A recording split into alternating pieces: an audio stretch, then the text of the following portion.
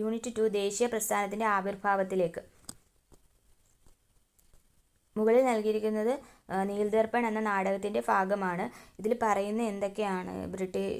അതായത് ചൂഷണങ്ങൾക്കെതിരെ ഇന്ത്യക്കാർ ഒന്നിച്ചു നിൽക്കേണ്ടതിൻ്റെ ആവശ്യകത. ബ്രിട്ടീഷുകാർക്കെതിരെ അവർ നടത്തിയിരുന്ന ചൂഷണങ്ങൾക്കെതിരെ ഇന്ത്യക്കാർ ഒന്നിച്ചു നിൽക്കണം എന്ന് പറയുന്ന താണ് ഈ സംഭാഷണത്തിൽ പറയുന്നത്. വിദേശാധിപത്യത്തിനെതിരെ പോരാടേണ്ടതിൻ്റെ ആവശ്യകത. സാമ്പത്തിക ചൂഷണത്തിൽ നിന്നുള്ള മോചനം. സ്വാതന്ത്ര്യം ലഭിക്കുന്നതിന് മുമ്പ് ഇന്ത്യ നിരവധി നാട്ടുരാജ്യങ്ങളായി ഭിന്നിക്കപ്പെട്ടിരുന്നു. ജാതി, മതം, വേഷം, ഭാഷ, സംസ്കാരം തുടങ്ങിയ എല്ലാ മേഖലകളിലും വേർതിരിവ് നിലനിന്നിരുന്നു. എന്നാൽ 19-ാം നൂറ്റാണ്ടിൻ്റെ രണ്ടാം പകുതിയിൽ ഇത്തരം ഭിന്നതകൾക്കെല്ലാം അപ്പുറം ഇന്ത്യക്കാർക്കിടയിൽ ഒരു ഐക്യബോധം രൂപപ്പെട്ടു.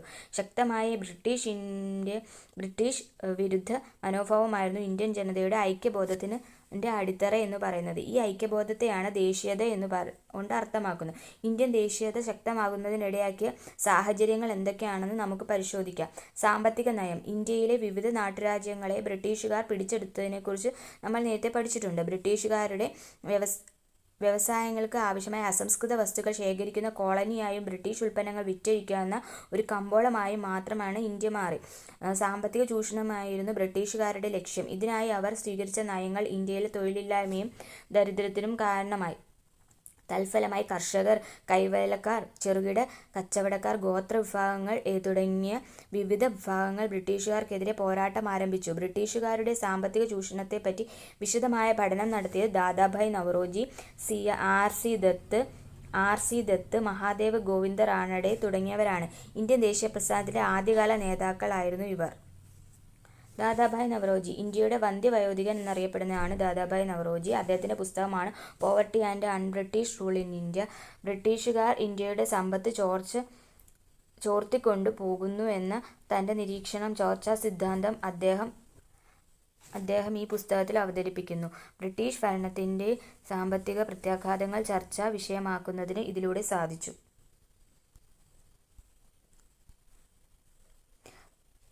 പാശ്ചാത്യ വിദ്യാഭ്യാസം. 19-ാം നൂറ്റാണ്ടിൻ്റെ ആരംഭത്തിലാണ് ഇന്ത്യയിൽ ആധുനിക വിദ്യാഭ്യാസം പ്രചരിച്ചത്. ബ്രിട്ടീഷുകാരുടെ മേന്മയെ ഉയർത്തിക്കാണിക്കാനും ഇന്ത്യക്കാരെ സാംസ്കാരികമായി തങ്ങൾക്ക് വിധേയരാക്കാനും തങ്ങളോട് അനുഭാവമുള്ള ഒരു വിഭാഗം ഇന്ത്യക്കാരെ സൃഷ്ടിക്കാനും ബ്രിട്ടീഷുകാർ ഇംഗ്ലീഷ് വിദ്യാഭ്യാസം പ്രചരിപ്പിച്ചു. എന്നാൽ ഇംഗ്ലീഷ് വിദ്യാഭ്യാസം ലഭിച്ച ഇന്ത്യക്കാർ ജനാധിപത്യം, സ്വാതന്ത്ര്യം, സ്ഥിതിസമത്വം, തുല്യനീതി, ശാസ്ത്രബോധം, പൗരാവകാശം എന്നിവയെക്കുറിച്ച് അവബോധമുള്ളവരായി മാറി. പുതിയ ആശയങ്ങൾ പരിചയപ്പെട്ട ഇന്ത്യക്കാർ തങ്ങളുടെ രാജ്യം എങ്ങനെ ബ്രിട്ടൻ്റെ കീഴിലായി എന്ന് ചിന്തിച്ചു. ബ്രിട്ടീഷ് ആധിപത്യം അവസാനിപ്പിക്കേണ്ടതിൻ്റെ ആവശ്യകതയെപ്പറ്റി അവർ നിരന്തരം സംസാരിച്ചു. രാജ്യത്തിൻ്റെ വിവിധ പ്രദേശങ്ങളിൽ നിന്ന് വരുന്നവർക്ക് ആശയ കൈമാറ്റത്തിനുള്ള പൊതുഭാഷയായി ഇംഗ്ലീഷ് മാറി. രാജ്യത്തിൻ്റെ സാമ്പത്തിക, സാമൂഹിക ദൗർബല്യങ്ങൾ തിരിച്ചറിയുന്നതിന് പാശ്ചാത്യ വിദ്യാഭ്യാസം ഇന്ത്യക്കാരെ സഹായിച്ചു. ഇത് ദേശീയതയുടെ ആവിർഭാവത്തിന് വഴിതെളിയിച്ചു. സാഹിത്യവും പത്രങ്ങളും. ഇന്ത്യയിൽ ദേശീയത പ്രചരിപ്പിക്കുന്നതിന് സാഹിത്യകൃതികളും പത്രങ്ങളും പ്രധാന പങ്കുവഹിച്ചു. ബ്രിട്ടീഷുകാർക്കെതിരെയുള്ള പ്രതിഷേധം സാഹിത്യത്തിൽ അലയടിച്ചു.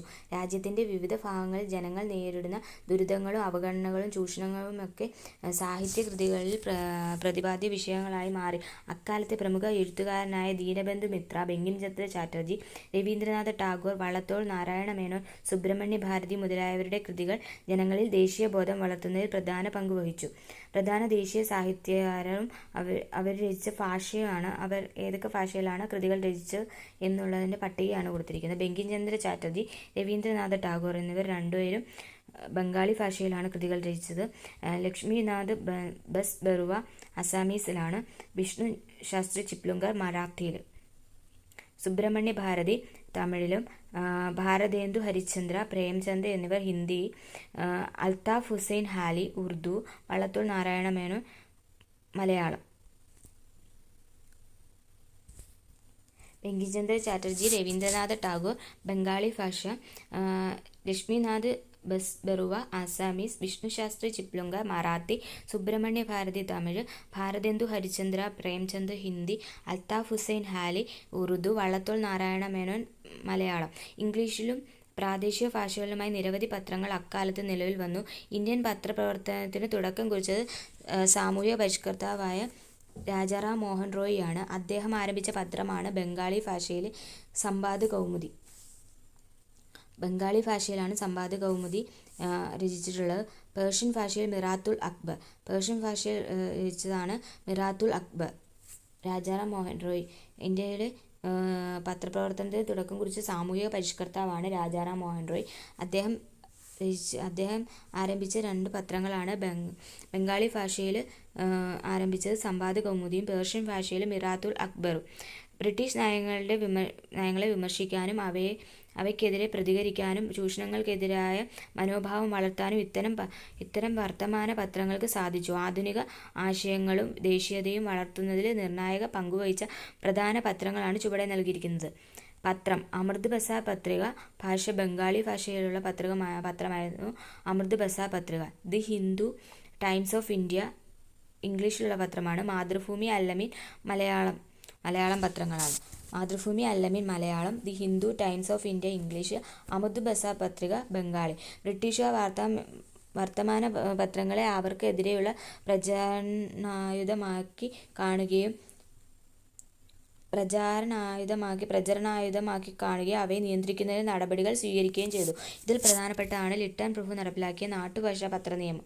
വെർനാക്കുലർ പ്രസ് ആക്ട് നടപ്പിലാക്കിയത് ലിട്ടൺ പ്രഭുവാണ്. ഇത്തരം നിയമങ്ങൾക്കെതിരെ ഇന്ത്യൻ ജനത ഒറ്റക്കെട്ടായി നിലകൊണ്ടു. ദേശീയത വളർത്തുന്നതിന് പത്രമാധ്യമങ്ങളുടെ സ്വാധീനം വളരെ വലുതായിരുന്നു. സാമൂഹിക പരിഷ്കരണ പ്രസ്ഥാനങ്ങൾ. സമൂഹത്തിൽ നിലനിന്നിരുന്ന അനാചാരങ്ങളെയും അന്ധവിശ്വാസങ്ങളെയും ഇല്ലാതാക്കേണ്ടതിൻ്റെ ആവശ്യകത ബോധ്യപ്പെടാൻ ആധുനിക വിദ്യാഭ്യാസം സഹായിച്ചു. സാമൂഹിക പരിഷ്കരണത്തിനു വേണ്ടി പ്രവർത്തിച്ച ഇന്ത്യയിലെ ആദ്യകാല പ്രവർത്തകരെയും അവരുടെ പ്രവർത്തനങ്ങളെയും കുറിച്ച് നമുക്ക് പരിശോധിക്കാം. ആദ്യം തന്നെ രാജാറാം മോഹൻ റോയിയാണ്. ഇന്ത്യയിൽ ഉണ്ടായ സാമൂഹിക പരിഷ്കരണത്തിന് തുടക്കം കുറിച്ചത് രാജാറാം മോഹൻ റോയിയാണ്. 1772 ബംഗാളിൽ ജനിച്ച അദ്ദേഹത്തിന് ഹിന്ദു, ഇസ്ലാം, ക്രൈസ്തവ, ജൂത മതങ്ങളിൽ അഗാധമായ ജ്ഞാനമുണ്ടായിരുന്നു. ഒരു ബഹുഭാഷാ പണ്ഡിതനായിരുന്ന റോയിയെ ഫ്രഞ്ച് വിപ്ലവാശയങ്ങൾ സ്വാധീനിച്ചിരുന്നു. പ്രധാന പ്രവർത്തനങ്ങളാണ് രാജാറാം മോഹൻ റോയിയുടെ ചുവടെ കൊടുത്തിരിക്കുന്നത്. സതി നിർത്തലാക്കുന്നതിൽ മുഖ്യ പങ്ക് വഹിച്ചത് അദ്ദേഹമാണ്. ആധുനിക വിദ്യാഭ്യാസത്തിനായി നിരവധി സ്കൂളുകൾ ആരംഭിച്ചു. ബ്രഹ്മസമാജം എന്ന സാമൂഹിക പരിഷ്കരണ പ്രസ്ഥാനം ആരംഭിച്ചു. ശൈശവ വിവാഹം, ബഹുഭാര്യത്വം എന്നീ സാമൂഹിക തിന്മകൾക്കെതിരെ പോരാടി. സ്ത്രീകൾക്ക് പൈതൃക സ്വത്തിൽ അവകാശമുണ്ടെന്ന് വാദിച്ചു. വിഗ്രഹ ആരാധന, ബഹുദൈവ വിശ്വാസം എന്നിവയ്ക്കെതിരെ നിലകൊണ്ടു.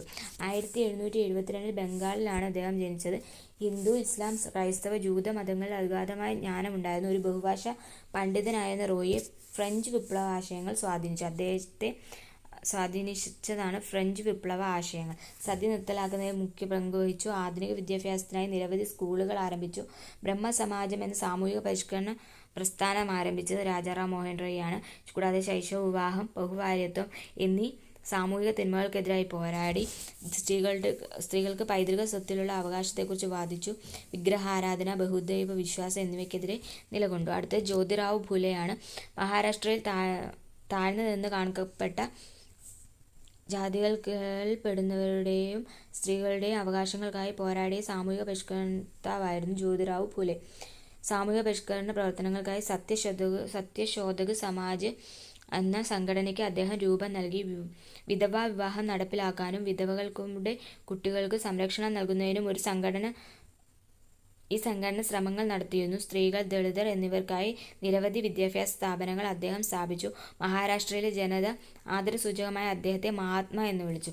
മഹാരാഷ്ട്രയിലാണ് അദ്ദേഹം പ്രവർത്തിച്ചിരുന്നത്. അപ്പോൾ മഹാരാഷ്ട്രയിലെ ജനങ്ങളാണ് മഹാത്മാ എന്ന് അദ്ദേഹത്തെ വിളിച്ചു ആദരപൂർവ്വം. അദ്ദേഹത്തിൻ്റെ എല്ലാ പ്രവർത്തനങ്ങളും ജീവിത പങ്കാളിയായിരുന്ന സാവിത്രിബായി ഫൂലെയും ഒപ്പമുണ്ടായിരുന്നു. നിരവധി പെൺകുട്ടികൾക്കായി പള്ളിക്കൂടങ്ങളും നിശാപാഠശാലകളും സ്ഥാപിച്ചുകൊണ്ട് സാവിത്രിബായിയും വിദ്യാഭ്യാസ പ്രവർത്തനങ്ങളിൽ പങ്കാളിയായി.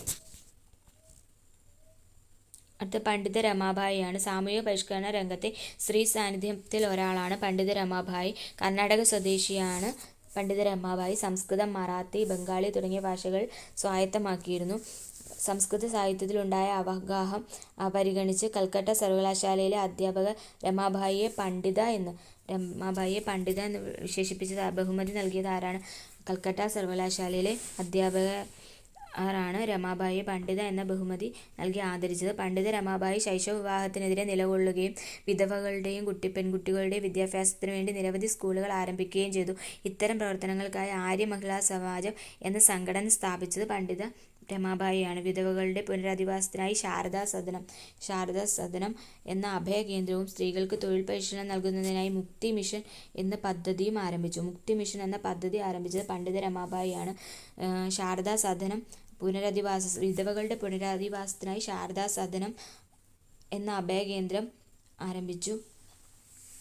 സ്ത്രീകളുടെ തൊഴിൽ പരിശീലനത്തിനായി മുക്തി മിഷൻ എന്ന പദ്ധതിയും ആരംഭിച്ചു. 1889 ബോംബെയിൽ വെച്ച് നടന്ന ഇന്ത്യൻ നാഷണൽ കോൺഗ്രസ് സമ്മേളനത്തിൽ അവർ പങ്കെടുത്തിരുന്നു.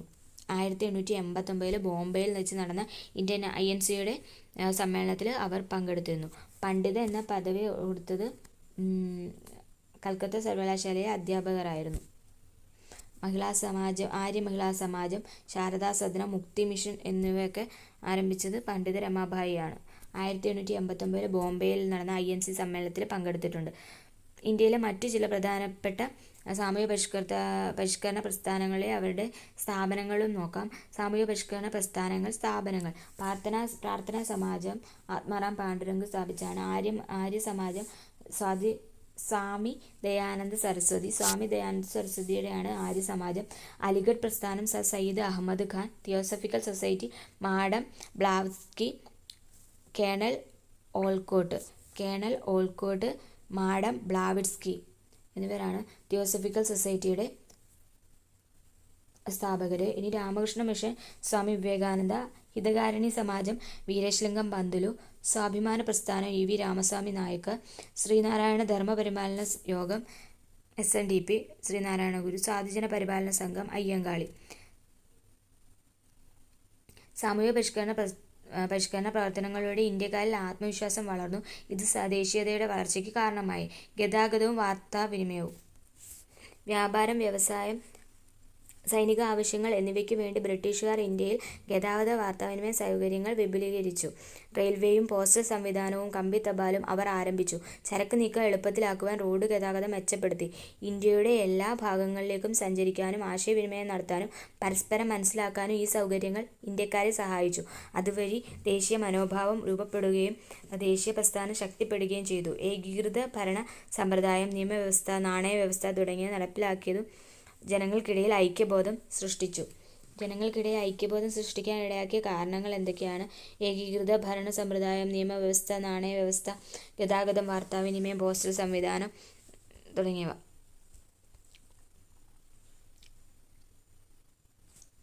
ദേശീയത വളർത്താൻ ഇടയാക്കിയ ഘടകങ്ങളാണ് സാമ്പത്തിക നയം, സാമൂഹിക പരിഷ്കരണ പ്രസ്ഥാനങ്ങൾ, സാഹിത്യങ്ങളും പത്രങ്ങളും, പാശ്ചാത്യ വിദ്യാഭ്യാസം, ഗതാഗതവും വാർത്താവിനിമയവും.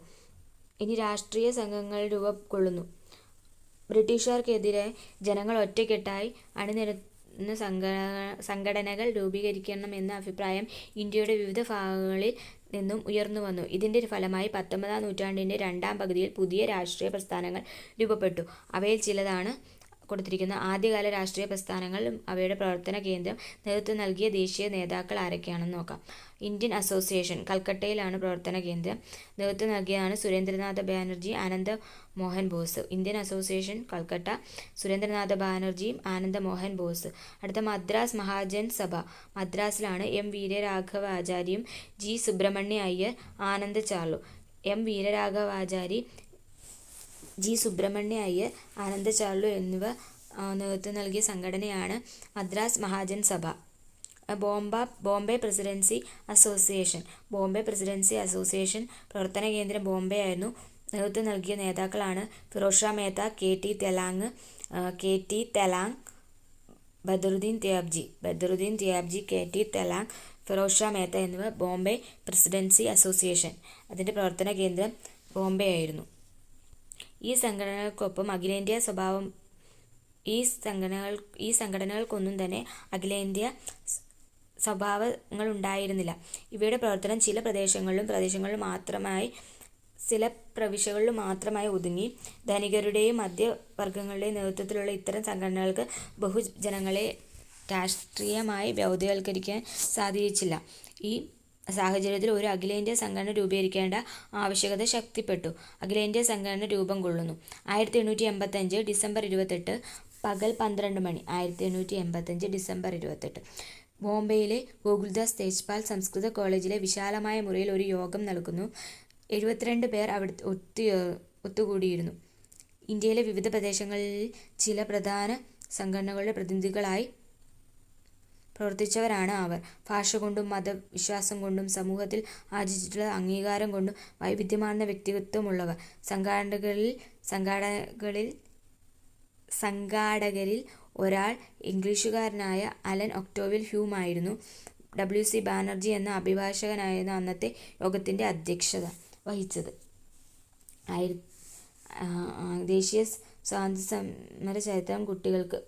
ഇന്ത്യൻ നാഷണൽ കോൺഗ്രസ് എന്ന ദേശീയ സംഘടനയുടെ തുടക്കത്തെക്കുറിച്ചിട്ടാണ് പറയുന്നത്. 1885 ഡിസംബർ 28 എത്ര പേർ പങ്കെടുത്തു? 72 പേർ. എവിടെ വെച്ചായിരുന്നു? ബോംബെയിലെ ഗോകുൽദാസ് തേജ്പാൽ സംസ്കൃത കോളേജിൽ വെച്ച്. അധ്യക്ഷൻ W.C. ബാനർജി ആയിരുന്നു. 1885 ഇന്ത്യൻ നാഷണൽ കോൺഗ്രസ് രൂപം കൊണ്ടത്. ആദ്യ സമ്മേളനത്തിൽ പങ്കെടുത്തവർ 72 പേർ. വിവിധ പ്രദേശങ്ങളിൽ നിന്നുള്ള സാമൂഹിക രാഷ്ട്രീയ പ്രവർത്തകർക്കിടയിൽ പൊതു അഭിപ്രായം രൂപീകരിക്കുക എന്നതായിരുന്നു ഈ സമ്മേളനത്തിന്റെ പ്രധാന ലക്ഷ്യം. ഇന്ത്യൻ നാഷണൽ കോൺഗ്രസിന്റെ പ്രഖ്യാപിത ലക്ഷ്യങ്ങളാണ് ചുവടെ കൊടുത്തിരിക്കുന്നത്. ഇന്ത്യയുടെ വിവിധ ഭാഗങ്ങളിലെ രാഷ്ട്രീയ പ്രവർത്തകർക്കിടയിൽ സൗഹൃദ ബന്ധം വളർത്തുക. ഇന്ത്യയുടെ വിവിധ ഭാഗങ്ങളിലെ രാഷ്ട്രീയ പ്രവർത്തകർക്കിടയിൽ സൗഹൃദം വളർത്തുക. ജാതിയുടെയോ മതത്തിന്റെയോ പ്രവിശ്യയുടെയോ വ്യത്യാസമില്ലാതെ ദേശീയ ഐക്യബോധം വളർത്തുകയും ഉറപ്പിക്കുകയും ചെയ്യുക. പൊതു ആവശ്യങ്ങൾക്ക് രൂപം നൽകുകയും അവ ബ്രിട്ടീഷ് ഗവൺമെന്റിന് മുമ്പാകെ അവതരിപ്പിക്കുകയും ചെയ്യുക. രാജ്യത്ത് പൊതു അഭിപ്രായം രൂപീകരിക്കുകയും ജനങ്ങളെ സംഘടിപ്പിക്കുകയും ചെയ്യുക. അഖിലേന്ത്യാ മത്സര പരീക്ഷകൾക്ക് ഇന്ത്യയിലും കേന്ദ്രങ്ങൾ അനുവദിക്കുക എന്നിവയായിരുന്നു ഇവയുടെ പ്രഖ്യാപിത ലക്ഷ്യങ്ങൾ എന്ന് പറയുന്നത്. ഇന്ത്യൻ നാഷണൽ കോൺഗ്രസിന്റെ എല്ലാ വർഷവും ഡിസംബർ മാസത്തിൽ ഇന്ത്യൻ നാഷണൽ കോൺഗ്രസിന്റെ വാർഷിക സമ്മേളനം രാജ്യത്തിന്റെ വിവിധ ഭാഗങ്ങളിൽ നടത്തിയിരുന്നു. അക്കാലത്ത് പ്രധാനപ്പെട്ട നേതാക്കളായിരുന്നു ദാദാഭായ് നവറോജി, സുരേന്ദ്രനാഥ ബാനർജി, ഫിറോസ് ഷാ മേത്ത, ബഹറുദ്ദീൻ ത്യാബ്ജി, ഗോപാലകൃഷ്ണ ഗോഖലെ, ബാലഗംഗാധര തിലക്, പി അനന്തചാർലു, ആസി ദത്ത്, ആനന്ദമോഹൻ ബോസ് എന്നിവർ. Dadabhai Naoroji, Surendranath Banerjee, Pheroze Shah Mehta, Badruddin Tyabji, Gopalakrishna Gokhale, Balagangadhara Tilak, P Anandacharlu, R C Dutt, Anandamohan Bose. Sir C Sankaran Nair Indian national കോൺഗ്രസിലെ അധ്യക്ഷനായ ആദ്യ മലയാളിയാണ്. 1897 അമരാവതി കോൺഗ്രസ് സമ്മേളനത്തിലാണ് ഇദ്ദേഹം കോൺഗ്രസിന്റെ അധ്യക്ഷ പദവി അലങ്കരിച്ചത്. 1897 അമരാവതി കോൺഗ്രസ് സമ്മേളനത്തിൽ INCയിലെ അധ്യക്ഷനായ ആദ്യ മലയാളിയാണ് സി ശങ്കരൻ നായർ. വിഭജനവും ഭിന്നിപ്പിക്കലും. ഐക്യ ബംഗാൾ ഒരു ശക്തിയാണ്. ബംഗാൾ വിഭജിക്കപ്പെട്ടാൽ ശക്തിക്ഷയം ഉണ്ടാകും. കോൺഗ്രസ് നേതാക്കന്മാരുടെ തോന്നൽ ഇതാണ്. അവരുടെ ആശങ്ക പൂർണ്ണമായും ശരിയാണ്. ബംഗാൾ വിഭജിക്കാനുള്ള പദ്ധതികളുടെ മേന്മയിലൊന്ന് ഇതുതന്നെയാണ്. നമ്മുടെ മുഖ്യ ലക്ഷ്യങ്ങളിലൊന്ന് നമ്മുടെ ഭരണത്തിന്റെ എതിരാളികളെ ഭിന്നിപ്പിക്കുകയും അതുവഴി എതിർക്കുന്ന സംഘടനയെ ദുർബലമാക്കുകയാണ്. H. റിസ്ലെ പറഞ്ഞതാണ്.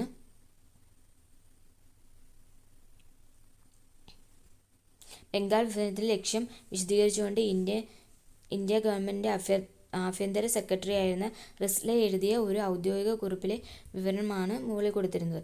കോൺഗ്രസിന്റെ നേതൃത്വത്തിൽ നടത്തുന്ന സമരങ്ങളെ ദുർബലപ്പെടുത്താൻ ബ്രിട്ടീഷ് അധികാരികൾ പലതരം തന്ത്രങ്ങൾ ആവിഷ്കരിച്ചിരുന്നു.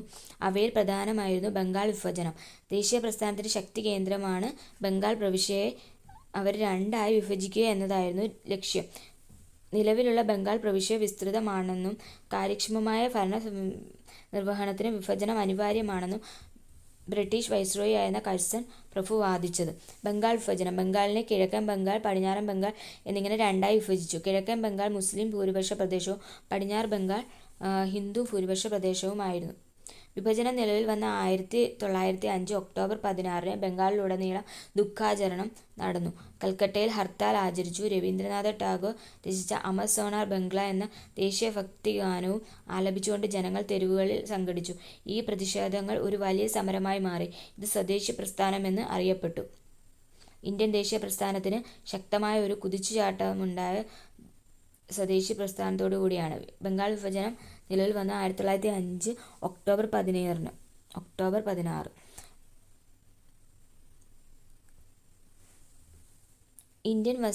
ഇന്ത്യൻ വസ്തുക്കളുടെ ഉപയോഗവും ബ്രിട്ടീഷ് വസ്തുക്കളുടെ ബഹിഷ്കരണവും ആയിരുന്നു ഈ പ്രസ്ഥാനത്തിന്റെ പ്രധാന സമരരീതി. സ്വാശ്രയം എന്നതായിരുന്നു സ്വദേശി പ്രസ്ഥാനത്തിന്റെ പ്രധാന ആശയം. സ്വദേശി വ്യവസായങ്ങളും മറ്റു സംരംഭങ്ങളും വിജയിപ്പിക്കുക എന്നതായിരുന്നു ഇതിന്റെ അർത്ഥം. ബ്രിട്ടീഷ് ഉൽപ്പന്നങ്ങൾ ബഹിഷ്കരിക്കുകയും അങ്ങനെ സർക്കാരിന് കച്ചവടത്തിലൂടെ ലഭിക്കുന്ന വരുമാനം ഇല്ലാതാക്കുകയുമായിരുന്നു സ്വദേശി സമരത്തിന്റെ ലക്ഷ്യം. അതിന്റെ ഭാഗമായി നിരവധി തുണിമില്ലുകൾ, സോപ്പ് നിർമ്മാണശാലകൾ, തീപ്പെട്ടി ഫാക്ടറികൾ, കൈത്തറി സ്ഥാപനങ്ങൾ, ദേശീയ ബാങ്കുകൾ, ഇൻഷുറൻസ് കമ്പനികൾ എന്നിവ ആരംഭിച്ചു. ആചാര്യ പി.സി. റോയ് ആരംഭിച്ച ബംഗാൾ കെമിക്കൽ സ്റ്റോർ, രവീന്ദ്രനാഥ ടാഗോർ തുടക്കമിട്ട സ്വദേശി സ്റ്റോർ, വി. ചിദംബരം പിള്ളയുടെ നേതൃത്വത്തിൽ ആരംഭിച്ച ദേശീയ steam navigation company, Jamsetjee Tata സ്ഥാപിച്ച സ്റ്റീൽ ഫാക്ടറി എന്നിവയും സ്വദേശി സമരത്തിന്റെ ഭാഗമായി രൂപം കൊണ്ട സ്ഥാപനങ്ങൾ ഏതൊക്കെയാണ്? സ്വദേശി പ്രസ്ഥാനവുമായി ബന്ധപ്പെട്ട് രൂപംകൊണ്ട സ്ഥാപനം ഏതൊക്കെയാണ്? പി.സി. റോയ് ആരംഭിച്ച ബംഗാൾ കെമിക്കൽ സ്റ്റോർ ആരംഭിച്ചത് പി.സി. റോയ് ആണ്. ആചാര്യ പി.സി. റോയ്. അടുത്ത രവീന്ദ്രനാഥ ടാഗോർ തുടക്കമിട്ട സ്വദേശി സ്റ്റോർ, വി. ചിദംബരം പിള്ളയുടെ നേതൃത്വത്തിൽ ആരംഭിച്ച സ്വദേശി steam navigation company, Jamsetjee Tata ആരംഭിച്ച സ്റ്റീൽ ഫാക്ടറി. സുരേന്ദ്രനാഥ ബാനർജി സ്വദേശി പ്രസ്ഥാനത്തെക്കുറിച്ച് നൽകിയിരിക്കുന്ന വിവരണമാണ് ചുവടെ നൽകിയിരിക്കുന്നത്. കരുത്തിന്റെ നാളുകളിൽ സ്വദേശി പ്രസ്ഥാനം നമ്മുടെ സാമൂഹിക ഗാർഹിക ജീവിതത്തിന്റെ മുഴുവൻ പ്രതലത്തിലും നിറം ചാർത്തി. ഇന്ത്യയിൽ നിർമ്മിച്ചെടുക്കാവുന്നതുപോലുള്ള വിദേശ വസ്തുക്കൾ ഉൾപ്പെടെ വിവാഹ സമ്മാനങ്ങൾ മടക്കി നൽകപ്പെട്ടു.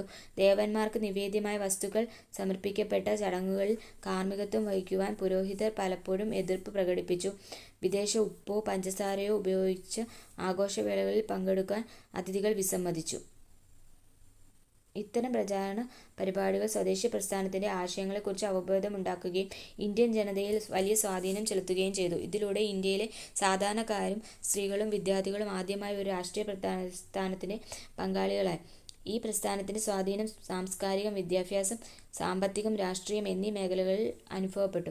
ഇന്ത്യൻ സ്വാതന്ത്ര്യ സമര പ്രസ്ഥാനം ദേശീയ തലത്തിലേക്ക് വ്യാപിക്കാനും സ്വദേശി എന്ന പുതിയ സമരമാർഗം സ്വാതന്ത്ര്യ സമരത്തിന് സംഭാവന ചെയ്യാനും സ്വദേശി പ്രസ്ഥാനത്തിന് സാധിച്ചു. സ്വദേശി പ്രസ്ഥാനം ദേശീയ സമരത്തെ സാധാരണക്കാരിൽ എത്തിച്ചു. സ്വദേശി സമിതികൾ. സ്വദേശി പ്രസ്ഥാനത്തിന്റെ സന്ദേശം പ്രചരിപ്പിക്കാനും ജനങ്ങളെ സംഘടിപ്പിക്കാനുമായി പ്രവർത്തിച്ച സന്നദ്ധ സംഘടനയാണ് സ്വദേശി സമിതികൾ. അശ്വിനി കുമാർ ദത്ത് രൂപീകരിച്ച സ്വദേശി ബാന്ധവ് സമിതി ഇതിൽ പ്രധാനപ്പെട്ടവയാണ്. സ്വദേശി പ്രസ്ഥാനത്തിന്റെ സന്ദേശം പ്രചരിപ്പിക്കാനും ജനങ്ങളെ സംഘടിപ്പിക്കാനുമായി പ്രവർത്തിച്ചിരുന്ന സന്നദ്ധ സംഘടനകളാണ് സ്വദേശി സമിതികൾ. അശ്വിനി കുമാർ ദത്ത് രൂപീകരിച്ച സ്വദേശി ബാന്ധവ് സമിതി ഇതിൽ പ്രധാനപ്പെട്ടവയാണ്. സന്നദ്ധ ഭടന്മാർക്ക് കായിക പരിശീലനം നൽകുക, പകർച്ചവ്യാധികളും മറ്റും മൂലം ദുരിതമനുഭവിക്കുന്നവരെ സഹായിക്കുക, സ്വദേശി വിദ്യാലയങ്ങൾ സ്ഥാപിക്കുക എന്നിവയായിരുന്നു ഇതിന്റെ ലക്ഷ്യം. മിതവാദികളും തീവ്രവാദികളും. ഇന്ത്യൻ നാഷണൽ കോൺഗ്രസിന്റെ പ്രവർത്തന രീതികളെ സംബന്ധിച്ച് നേതാക്കൾക്കിടയിൽ വ്യത്യസ്ത അഭിപ്രായങ്ങൾ നിലവിൽ വന്നു. ബ്രിട്ടീഷുകാർക്കെതിരെ പ്രത്യക്ഷ സമരത്തിന് ആദ്യകാല നേതാക്കൾ തയ്യാറായിരുന്നില്ല. അവർ മിതവാദികൾ എന്നാണ് അറിയപ്പെട്ടത്. ഫിറോസ് ഷാ മേത്ത, ഗോപാലകൃഷ്ണ ഗോഖലെ, ദാദാഭായ് നവറോജി എന്നിവരായിരുന്നു മിതവാദികൾ. മിതവാദികൾ ആരായിരുന്നു? ഫിറോസ് ഷാ മേത്ത, ഗോപാലകൃഷ്ണ ഗോഖലെ, ദാദാഭായ് നവറോജി. സമാധാനപരവും രക്തരഹിതവുമായ സമരത്തിലൂടെയും യോഗങ്ങൾ, പ്രസംഗങ്ങൾ, പ്രമേയങ്ങൾ എന്നിവയിലൂടെയും അവർ തങ്ങളുടെ ആശയങ്ങൾ പ്രചരിപ്പിച്ചു. മിതവാദികളുടെ ആശയങ്ങളോടും പ്രവർത്തനങ്ങളോടും അതൃപ്തരായ മറ്റൊരു വിഭാഗം കോൺഗ്രസിൽ ശക്തരായി. അവർ തീവ്ര ദേശീയവാദികൾ എന്നറിയപ്പെട്ടു. ബാലഗംഗാധര തിലക്, ബിപിൻ ചന്ദ്രപാൽ, ലാലാ ലജ്പത് റായ് എന്നിവരായിരുന്നു ഇതിൽ പ്രധാനികൾ. ഇവരുടെ പ്രവർത്തന രീതികൾ മിതവാദികളുടെ നിന്നും തികച്ചും വിഭിന്നമായിരുന്നു. സ്വദേശി ബഹിഷ്കരണം തുടങ്ങിയ വിപ്ലവകരമായ പ്രവർത്തന രീതികൾ സ്വീകരിച്ച ഇവർ ശക്തമായ പ്രത്യക്ഷ സമരത്തിലൂടെ മാത്രമേ സ്വാതന്ത്ര്യം നേടാൻ കഴിയൂ എന്ന് വാദിച്ചു. മിതവാദികളുടെയും തീവ്ര ദേശീയവാദികളുടെയും അഭിപ്രായ ഭിന്നതകൾ 1907 സൂററ്റിലെ കോൺഗ്രസ് സമ്മേളനത്തിൽ വെച്ച് രൂക്ഷമായി. സമ്മേളനം തുടർന്നു കൊണ്ടുപോവുക പോലും സാധ്യമായി. ഈ സംഭവ വികാസങ്ങൾ കോൺഗ്രസിനെ പിളർപ്പിലേക്ക് നയിച്ചു. കോൺഗ്രസിലുണ്ടായ പിളർപ്പ് ബ്രിട്ടീഷുകാർ വളരെ സമർത്ഥമായി മുതലെടുത്തു. ഭിന്നിപ്പിച്ചു ഭരിക്കുക എന്ന നയം കൂടുതൽ ആഴത്തിൽ പ്രാവർത്തികമാക്കുന്നതിന് ഇതിലൂടെ ബ്രിട്ടീഷുകാർക്ക് സാധിച്ചു. ബ്രിട്ടീഷുകാർ തീവ്രദേശീയവാദികൾക്കെതിരെ കർശന നടപടികൾ ആരംഭിച്ചു. നേതാക്കളെ അറസ്റ്റു ചെയ്തു. 1907 സൂററ്റ് പിളർപ്പുണ്ടായത്.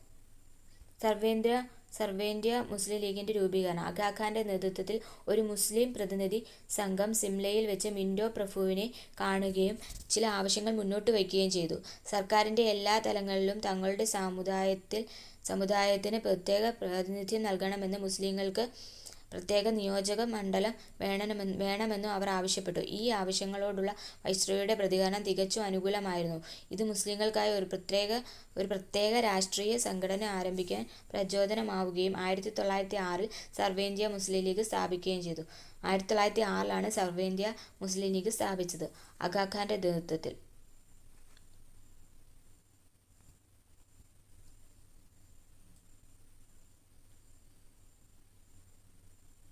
നേതാക്കളെ അറസ്റ്റ് ചെയ്ത് ജയിലിൽ അടച്ചു. ബാലഗംഗാധര തിലക് ഉൾപ്പെടെ പലരെയും നാടുകടത്തി. പല നേതാക്കളും രാഷ്ട്രീയം ഉപേക്ഷിച്ചു. ജനരോഷം തണുപ്പിക്കുന്നതിനും കോൺഗ്രസിന്റെ മിതവാദികളെ സ്വാധീനിക്കുന്നതിനും വേണ്ടി ചില ഭരണപരിഷ്കാരങ്ങൾ ബ്രിട്ടീഷുകാർ നടപ്പിലാക്കി. 1909 നടപ്പിലാക്കിയ മിന്റോ മോർലി പരിഷ്കാരങ്ങൾ ഇത്തരത്തിലുള്ളവയായിരുന്നു. ഈ പരിഷ്കാരത്തിലെ പ്രധാന വ്യവസ്ഥകളാണ് മുസ്ലിങ്ങൾക്ക് പ്രത്യേക നിയോജക മണ്ഡലം ഏർപ്പെടുത്തുക, നിയമനിർമ്മാണ സഭയുടെ പ്രവർത്തനങ്ങളും അധികാരങ്ങളും വിപുലപ്പെടുത്തുക എന്നിവ. മിന്റോ മോർലി പരിഷ്കരണത്തിന്റെ പ്രധാനപ്പെട്ട വ്യവസ്ഥകളായിരുന്നു മുസ്ലിങ്ങൾക്ക് പ്രധാന നിയോജക മണ്ഡലം ഏർപ്പെടുത്തുക, നിയമനിർമ്മാണ സഭകളുടെ പ്രവർത്തനങ്ങളും അധികാരങ്ങളും വിപുലമാക്കുക എന്നിവ. ലാൽ ബാൽ പാൽ സ്വദേശി പ്രസ്ഥാനത്തിൽ കൂടുതൽ കരുത്തു പകർന്നുകൊണ്ട് ബ്രിട്ടീഷ് ഭരണത്തിന് അവസാനിപ്പിക്കേണ്ടതിന്റെ ആവശ്യകത ഊന്നിപ്പറഞ്ഞ തീവ്ര ദേശീയവാദികളാണ് ലാലാ ലജ്പത് റായ്, ബാലഗംഗാധര തിലക്, ബിപിൻ ചന്ദ്രപാൽ എന്നിവർ. ഇവർ ലാൽ ബാൽ പാൽ എന്നറിയപ്പെട്ടു. ഹോം റൂൾ ലീഗ് 1914 ആരംഭിച്ച ഒന്നാം ലോകമഹായുദ്ധത്തിന്റെ കാലത്ത് രാഷ്ട്രീയ പ്രവർത്തനങ്ങൾ വീണ്ടും സജീവമായി. ഇതിന് നേതൃത്വം നൽകിയത് ഹോം റൂൾ ലീഗ് എന്ന സംഘടനയായിരുന്നു. ആനി ബസന്റിന്റെ ബാലഗംഗാധര തിലകിന്റെയും നേതൃത്വത്തിൽ പ്രവർത്തനം ആരംഭിച്ച ഹോം റൂൾ ലീഗ് നഗരങ്ങളിലും ഗ്രാമങ്ങളിലും ജനപിന്തുണ നേടി. ഹോം റൂൾ അഥവാ സ്വയംഭരണമായിരുന്നു ഈ സംഘടനയുടെ ലക്ഷ്യം. ഹോം റൂൾ ലീഗിന്റെ പ്രചാരണത്തിനായി ആനി ബസന്റും ബാലഗംഗാധര തിലകും രാജ്യത്തുടനീളം സഞ്ചരിക്കുകയും ഇതിന്റെ ശാഖകൾ സ്ഥാപിക്കുകയും ചെയ്തു. ഹോം റൂൾ ലീഗിന്റെ പ്രവർത്തനങ്ങൾ ബ്രിട്ടീഷ് ആധിപത്യത്തിന് ഭീഷണിയാണെന്ന് തിരിച്ചറിഞ്ഞ ഗവൺമെന്റ് ആനി ബസന്റിനെ അറസ്റ്റ് ചെയ്ത് ജയിലിലടച്ചു. പിന്നീട് ജയിൽ മോചിതയായ അവർ 1917 കൽക്കട്ട സമ്മേളനത്തിൽ കോൺഗ്രസിന്റെ അധ്യക്ഷയായി തെരഞ്ഞെടുക്കപ്പെട്ടു. ഇന്ത്യൻ നാഷണൽ കോൺഗ്രസിന്റെ അധ്യക്ഷയായ ആദ്യ വനിതയാണ് ആനി ബസന്റ്. 1914 ആരംഭിച്ച ഒന്നാം ലോകമഹായുദ്ധത്തിന്റെ കാലത്ത് രാഷ്ട്രീയ പ്രവർത്തനങ്ങൾ വീണ്ടും സജീവമായി. ഇതിന് നേതൃത്വം നൽകിയതാണ് ഹോം റൂൾ ലീഗ് എന്ന സംഘടന. ആനി ബസന്റും ബാലഗംഗാധര തിലകും ചേർന്ന് നിർമ്മിച്ച സംഘടനയാണിത്. ഹോം റൂൾ ലീഗ് നഗരങ്ങളിലും ഗ്രാമങ്ങളിലും ജനപിന്തുണ നേടി. ഇതിനുവേണ്ടി ഇവർ രാജ്യത്തുടനീളം സഞ്ചരിച്ചു.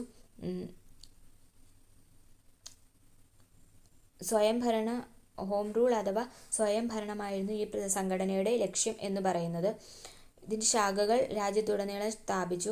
ഹോം റൂൾ ലീഗിന്റെ പ്രവർത്തനങ്ങൾ ബ്രിട്ടീഷ് ആധിപത്യത്തിന് ഭീഷണിയാണെന്ന് തിരിച്ചറിഞ്ഞ ഗവൺമെന്റ് ആനി ബസന്റിനെ തടങ്കിലാക്കി. 1917 ജയിൽ മോചിതയായ അവരാണെങ്കിൽ കൽക്കട്ട സമ്മേളനത്തിൽ കോൺഗ്രസിന്റെ അധ്യക്ഷയായി തെരഞ്ഞെടുക്കപ്പെട്ടു. ഇന്ത്യൻ നാഷണൽ കോൺഗ്രസിന്റെ അധ്യക്ഷയാവുന്ന ആദ്യ വനിതയാണ് ആനി ബസന്റ്.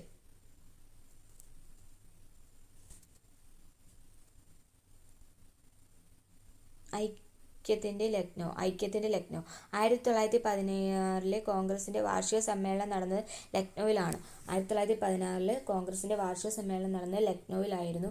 ഈ സമ്മേളനം ചില സുപ്രധാന തീരുമാനങ്ങളാൽ ശ്രദ്ധേയമായിരുന്നു. മിതവാദികളും തീവ്രവാദികളും ഐക്യപ്പെടാനും ഇന്ത്യൻ നാഷണൽ കോൺഗ്രസും സർവേന്ത്യ മുസ്ലിം ലീഗും ഒരുമിച്ച് പ്രവർത്തിക്കാനും ഈ സമ്മേളനത്തിൽ തീരുമാനിച്ചു. 1916 നടന്ന സുപ്രധാനമായ തീരുമാനങ്ങളായിരുന്നു മിതവാദികളും തീവ്രവാദികളും ഒന്നിച്ച്. 1906 ഇവർ രണ്ടായി പിരിഞ്ഞിരുന്നു. പിന്നെ മിതവാദികളും തീവ്രവാദികളും ദേശീയവാദികളും ഐക്യപ്പെട്ടത് 1916 പിന്നെ ഇന്ത്യൻ നാഷണൽ കോൺഗ്രസും സർവ്വ മുസ്ലിം ലീഗും ഒരുമിച്ച് പ്രവർത്തിക്കാനും ഈ സമ്മേളനത്തിൽ തീരുമാനിച്ചു. ഇതര വഴികളിലൂടെ ഇന്ത്യൻ നാഷണൽ കോൺഗ്രസിന്റെ സമരരീതിയിൽ നിന്നും വ്യത്യസ്തമായി ചിലർ രഹസ്യ വിപ്ലവ സംഘടനകൾ രൂപീകരിച്ച് സായുധ സമരങ്ങളുടെ മാതൃക അവലംബിച്ചു.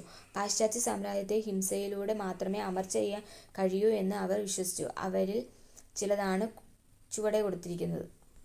വിപ്ലവ സംഘടനകൾ. സ്ഥലം. നേതൃത്വം. അനുശീലൻ സമിതി, ബംഗാൾ. സച്ചീന്ദ്രനാഥ് സന്യാൽ, അരബിന്ദോ ഘോഷ്. അനുശീലൻ സമിതി നേതൃത്വം നൽകിയത് സച്ചീന്ദ്രനാഥ് സന്യാൽ, അരബിന്ദോ ഘോഷ് എന്നിവരാണ്. ബംഗാളായിരുന്നു സ്ഥലം. അനുശീലൻ സമിതി, ബംഗാൾ. സച്ചീന്ദ്രനാഥ് സന്യാൽ, അരബിന്ദോ ഘോഷ്. ഭാരത് മാതാ അസോസിയേഷൻ മദ്രാസിലാണ്. നീലകണ്ഠ ബ്രഹ്മചാരി, വാഞ്ചി അയ്യർ, അജിത് സിംഗ്. ഭാരത് മാതാ അസോസിയേഷൻ മദ്രാസിൽ നീലകണ്ഠ ബ്രഹ്മചാരി, വാഞ്ചി അയ്യർ, അജിത് സിംഗ്. അത് യുഗാന്തർ പാർട്ടി ബംഗാളിൽ രാഷ് ബിഹാരി ബോസും ഖുദിറാം ബോസ്, രാഷ് ബിഹാരി ബോസ്. ഗദർ പാർട്ടി അമേരിക്കയിൽ ലാല ഹർദയാൽ. വിപ്ലവ സംഘടനകൾ ഏതൊക്കെയാണ്? അനുശീലൻ സമിതി, അത് ബംഗാളിലായിരുന്നു. സച്ചീന്ദ്രനാഥ് സന്യാൽ, അരബിന്ദോ ഘോഷ്. അത് ഭാരത് മാതാ അസോസിയേഷൻ മദ്രാസിൽ നീലകണ്ഠ ബ്രഹ്മചാരി, വാഞ്ചി അയ്യർ, അജിത് സിംഗ്. യുഗാന്തർ പാർട്ടി ബംഗാളിൽ രാഷ് ബിഹാരി ബോസും ഖുദിറാം ബോസും. അടുത്ത ഗദ്ദാർ പാർട്ടി അമേരിക്ക, ലാല ഹർദയാൽ.